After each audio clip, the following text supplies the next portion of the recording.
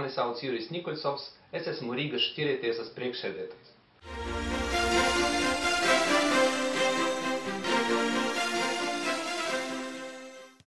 Mūsdienu pasaule, īpaši uzņēmējdarbības pasaule, cilvēkiem nereti rodas dažādas domstarpības. Ko darīt, ja pusēm ir ne tikai atšķirīgi viedokļi, bet otra puse ir pilnībā aizmirsusi par jūsu likumīgajām tiesībām un saviem pienākumiem? Prakse rāda, ka 80% kreditoru nevēršas tiesā, jo ir ļoti lieli tiesas izdevumi un vairākumu gadiem ilgstošs tiesvedības process. Rezultātā ir izterēts laiks, nauda un veselība.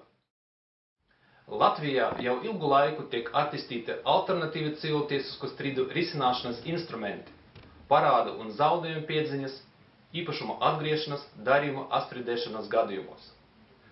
Strīdu alternatīvs risināšanas instruments ir šķirētiesa. Mēs palīdzēsim atjaunot taisnīgumu.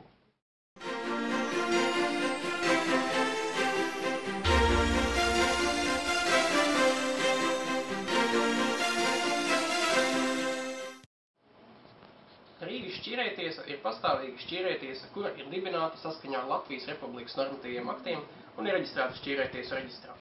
Rīgas šķirētiesa ir tiesības izskatīt fizisku un juridisku personu civiltiesiskos strīdus. Atšķirībā no vispārējās jurisdikcijas tiesām, šķirētiesai ir iespēja izskatīt strīdu ātrāk un lētāk. Pirmkārtām, strīdu izšķiršana šķirētiesā nav komercdarbība un nelielie strīdu izšķiršanas izdevumi ļauj procesu padarīt pieejamāku, ātrāku un kvalitatīvāku. Šķirētiesas nolēmums stājas spēkā nekavējoties pēc tā pasludināšanas, tas nav pārsūdzams un par to nevar iesniegt protestu. Sadarbībā ar Rīgas šķirētiesu tā ir droša un efektīva parādu atgūšanas metode.